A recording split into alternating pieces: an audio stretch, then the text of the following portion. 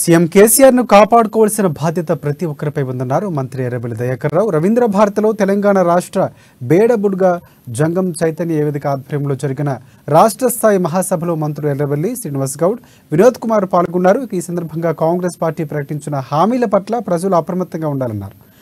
ఆమోదయోగ్యం కాని హామీలు ప్రకటించి ప్రజలను మభ్యపెట్టాలని చూస్తున్నారు.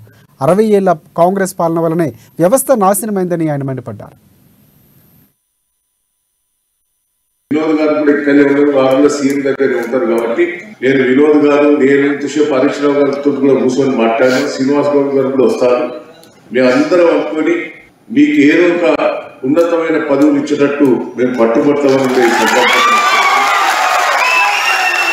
రెండో విషయం, నేను మిమ్మల్ని అందరినీ రిక్వెస్ట్ చేస్తున్నా, మన కేసీఆర్ కాపాడుకోవాలి. ఇవాళ నిన్న మాట్లాడారు, నిన్న కాంగ్రెస్ పార్టీలో మీటింగ్ పెట్టారు, మాట్లాడారు. నేను 40 ఏళ్ళ నుంచి రాజకీయాల్లో నేను 7 సార్లు గెలిచిన. ఒక్కసారి అవగాహన తెచ్చుకొని 60 ఏళ్ళు నాశనం చేసిందే వాళ్ళే. నాశనం చేసి ఈ రోజు అధికారం లేకపోయారు, ఇజ్జత్తం అజ్జత్తం అంటారు. 200 పెన్షన్ వచ్చినప్పుడు నాకు ఎరికే మేము ఎంపీడో దానికి